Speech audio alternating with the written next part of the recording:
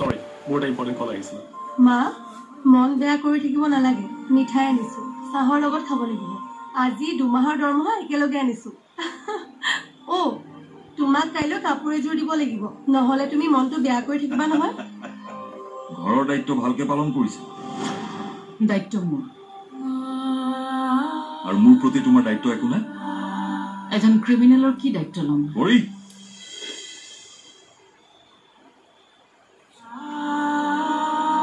কিন্তু মই সুশীলে কৰা মোৰ কাৰণে ত্যাগ আৰু কষ্টখিনি ভালদৰে দেখিছোঁ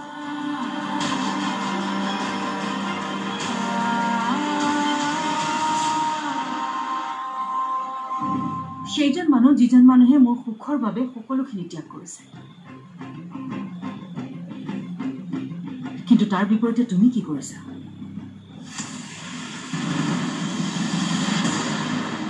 মই কি ভাল পাওঁ কি বেয়া পাওঁ সেইবোৰ জনাৰ তোমাৰ কোনো প্ৰয়োজন নাছিল মাত্ৰ তোমাৰ এটাই কথা তুমি মোক ভাল পোৱা আৰু তুমি যিটো বিচাৰা সেইটো তুমি পাব লাগে মাৰি পেলাম তাক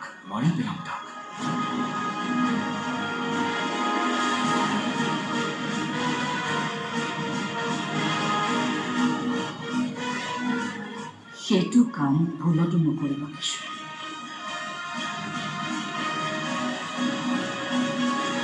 সুশীলক যদি বেলেগেও কিবা কৰে নহয় পুলিচে কিন্তু তোমাকে এৰেষ্ট কৰিব কাৰণ তোমাৰ নামটো থানাত দিয়া হৈ আছে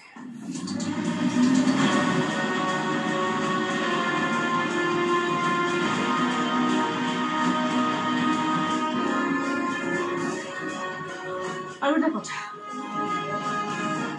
তোমাৰ লগত থকাজনৰ কথা অকমান বেছিকে চিন্তা কৰিবলৈ ল'বা জীৱনত সুখী হৈ থাকিবা আহোঁ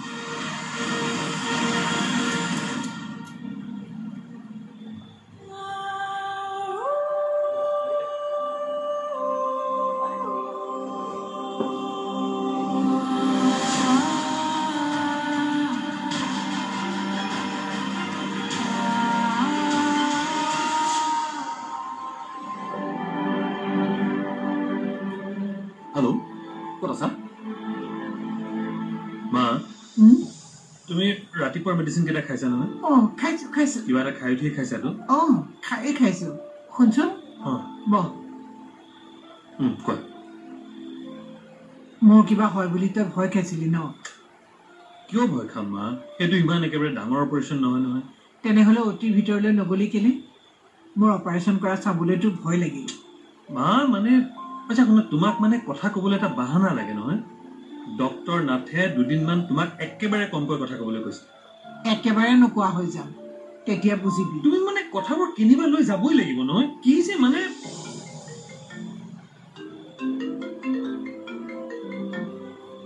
হেল্ল' হয় কওক হয় কৈছোঁ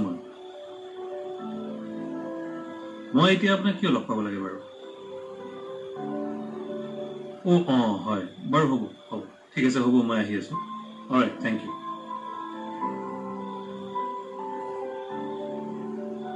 মা শুনা কৰি আহি পাবই এতিয়া মই অলপ ওলাই যাব লাগিব তুমি থাকিব পাৰিবা ন অকলে পাৰিম যা কোনে ফোন কৰিছিলে উকিলে কিবা কথা আছে বোলে মাতি পঠিয়াইছে আচ্ছা তোমাৰ দুটা মেডিচিন পৰিয়ে পোৱা নাছিলে মই সেই দুটা লৈ আহিম ঠিক আছে হ'ব যা তই চিন্তা কৰিব নালাগে এনেও মই এতিয়া শুইহে থাকিম মই চিকিউৰিটিক কৈ যাম পিছে ঠিক আছে তুমি থাকিবা কিন্তু হ'ব তোমাৰ মোবাইলটো মই ইয়াতে থৈছোঁ কিবা দৰকাৰ হ'লে মোক ইমিডিয়েটলি ফোন কৰিবা হ'ব তই চিন্তা কৰিব নালাগে যা ইউ টেক কেয়াৰ মা ঠিক আছে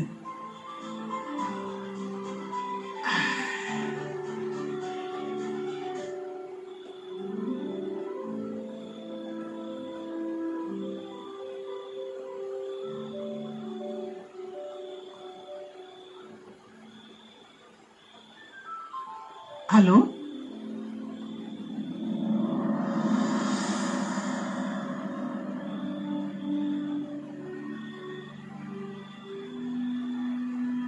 শুনিছে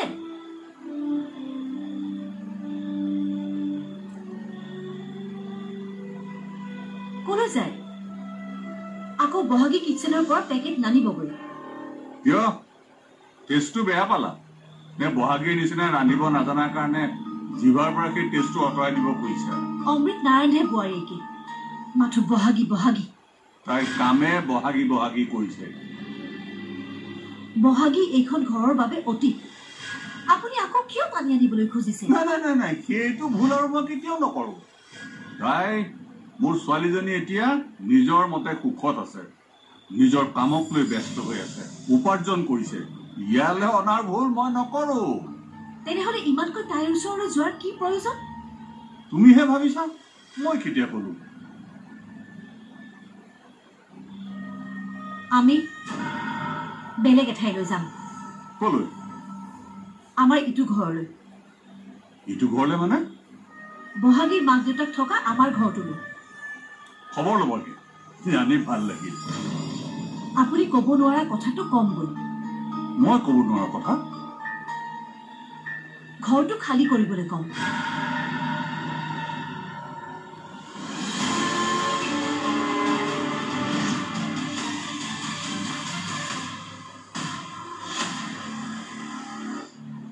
ৰাজাই কোনোবা বিল্ডাৰৰ সৈতে কথা পাতিছে ফ্লেট বনাব তাত ঘৰৰ মালিক কোন আমি মই অকল সেইটো প্ৰপাৰ্টিয়ে নহয় মোৰ অন্য প্ৰপাৰ্টিৰো 1% সিদ্ধান্ত মোক নোসোধাকে কোনেও নল'বা ঘৰৰ মানুহৰ লগত শত্ৰুতা কৰিবলৈ মই বেয়া পাম শত্ৰু হ'বলৈ আৰু বাকী আছেনে মই শ্ব'ৰুমটো খুলিছোঁ এতিয়ালৈকে একো মাল সোমাব পৰা নাই টকাই নাই কিয় তই দেখোন মোক টকা ঘূৰাই দিয়া কথাহে আছিল 80 লাখ টকাৰে বিজনেছ কৰিব পাৰিব জানিলে 1 লাখেৰেও কৰিব পাৰিম মই ভিকাৰীৰ নিচিনা বিজনেছ কৰিব নোৱাৰোঁ দেউতা সেইকাৰণে বিল্ডাৰক আমাৰ সেইটো ঘৰ দেখুৱাইছোঁ 1 কোটি টকা দিম বুলি কৈছে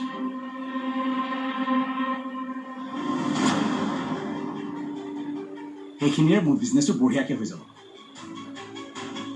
সেইটো ঘৰ আমাৰ আছিল বুলি পাহৰি যাওঁ তেনেহ'লে মই টকা ক'ত পাম ৰিচাৰ সৈতে কুণালৰ লগত কথা পাতিছোঁ তাৰ পৰা কিমান কি পাওঁ ঠিক নাজানো কুণাল কোন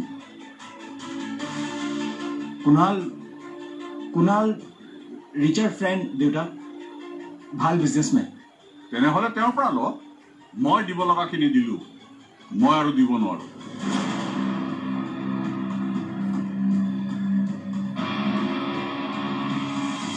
বিশ্বাস ৰাখা তুমি জানিব লগা সকলো কথাই মই তোমাক কম কিন্তু এইটো কথা মই তোমাক ক'ব নোৱাৰিম কিন্তু মোক কিয় ক'ব নোৱাৰা কাৰণ মোৰ মা দেউতাতকৈ তুমি মোৰ বাবে ডাঙৰ নহয়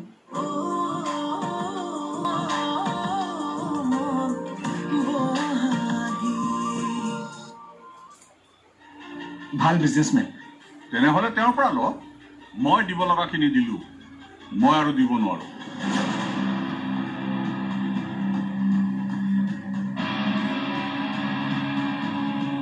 দেখিছেনে মা মোৰে দেউতা নে এইজন ৰচোন কুণাল এই লগত মন্দিৰ যোৱাটো নে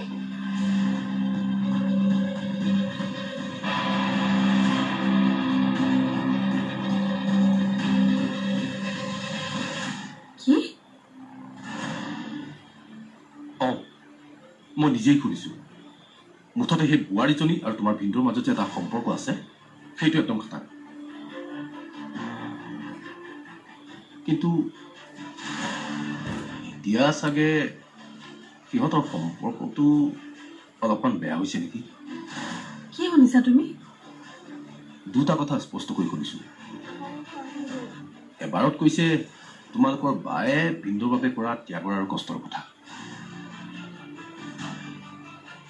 যিবোৰ তোমালোকৰ ভিনদেউ বুলি একো গুৰুত্বই নিদিলে আৰু তাৰ পাছত কৈছে তাই গিৰিয়েকে তাইৰ বাবে কৰা কষ্টখিনিৰ কথা মই একো বুজি পোৱা নাই কি হৈ আছে মানে ভিন্দুৰ সম্পৰ্ক বিয়া হোৱা ছোৱালী এজনীৰ লগত। এজনী বিবাহিতাৰ বাবে ভিন্দুৱে বাক ডিভোৰ্চ দিবলৈ নাভাবিলে। কি কথা মানে?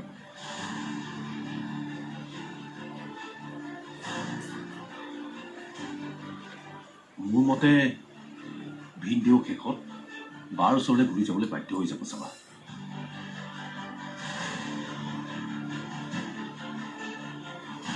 আৰু দুইজনৰ কথা বতৰাত লাগিল যে তেওঁলোকৰ সম্পৰ্ক আৰু বৰ বেছি দিন নিদিয়ে। তেনেকুৱা হ'লে মই আটাইতকৈ সুখী হওঁ।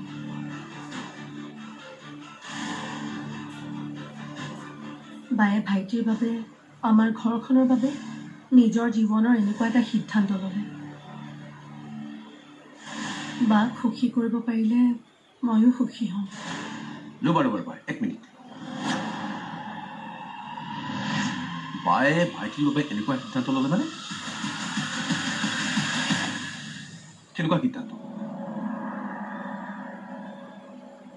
Sushil, hello', good afternoon. ভালনে আপোনাৰ? মোৰ ভাল। আপোনাৰ পৰা 5-10 মিনিট এটা ল'ব পাৰিমনে বাৰু? য়েছ অফক'ৰ্ছ। মানে অলপ কিবা এটা কিনিবলৈ আহিছিলোঁ। পৰিয়েতো এনেই বজাৰখিনি কৰেই, কিবা এটা ৰৈ গৈছিলে। পৰি ৰিলেটেডে কথা পাতিবলগীয়া আছিল। I C. আমি অলপ বহি পেলাই কথা পাতি লওঁ নেকি? বলক।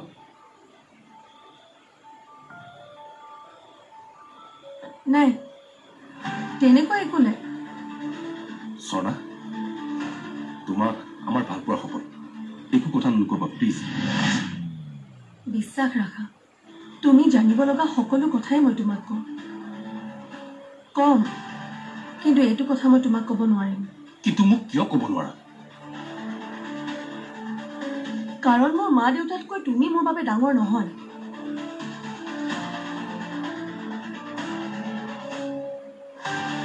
তুমি মোক বেয়া পোৱা, খং কৰা, যি কৰা কৰিব পাৰা, কিন্তু মই তোমাক ক'ব নোৱাৰিম।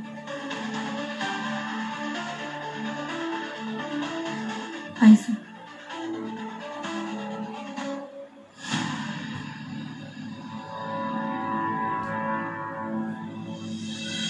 আপোনাৰ মায়ে আপোনালোক দুয়োকে চকুৰ আগত এনিটাইম দেখি আছে, আৰু সেইকাৰণে সেয়া তেওঁৰ অবজাৰ্ভেশ্যন আৰু মোৰ প্ৰিডিকশ্যন।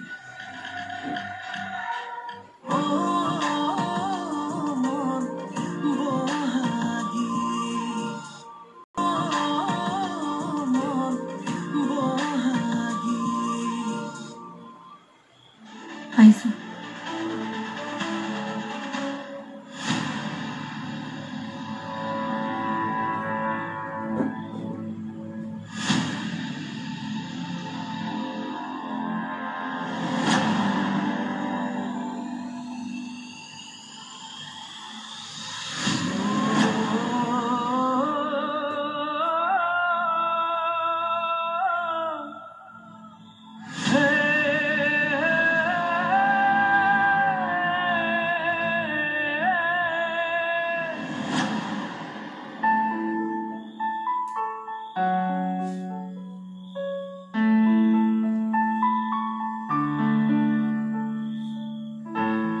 Thank you.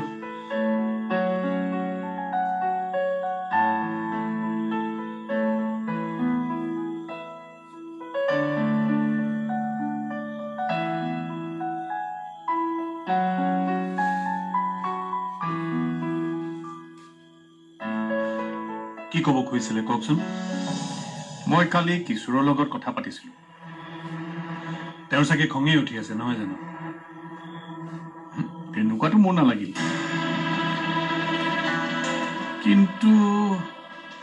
কিন্তু আপোনালোকৰ ডিভোৰ্চ হ'ব জানো? চিধাকৈ সোধাভাৱে বেয়া নাপাব। মই ইমান বছৰে ডিভোৰ্চ ৰিলেটেড কেছ কৰিছোঁতো, গতিকে অভিজ্ঞতা পিনৰ পৰা কৈছোঁ। মোৰ লগা নাই আপোনালোকৰ ডিভোৰ্চ হ'ব।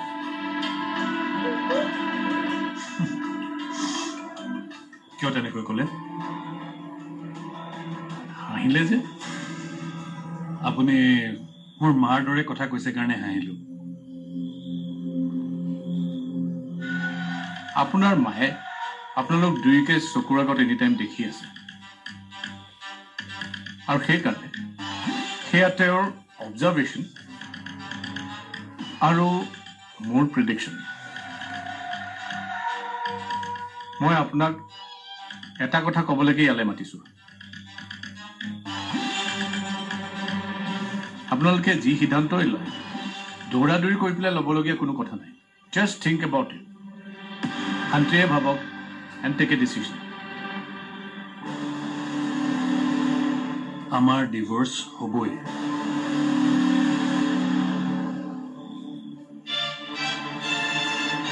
আগতে সিদ্ধান্ত লৈ থৈছে কাৰণে ঘোচলে নাযাব মোৰ মনেই কৈছে পৰিণীতাই আপোনাৰ পৰা আৰু আপোনালোকৰ ঘৰখনৰ পৰা ছেপাৰেট হ'ব খোজা নাই গতিকে জাজৰ ওচৰলৈ যোৱাৰ আগতে দুয়োজনে একেলগে বহি কথা পাতকচোন মই এতিয়া আৰু কি আলোচনা কৰিম আলোচনাটো কৰিবই লাগে কাৰণ এইখন নাটক নহয় জীৱন ইয়াত 4জনৰ জীৱন ইনভলভ হৈ আছে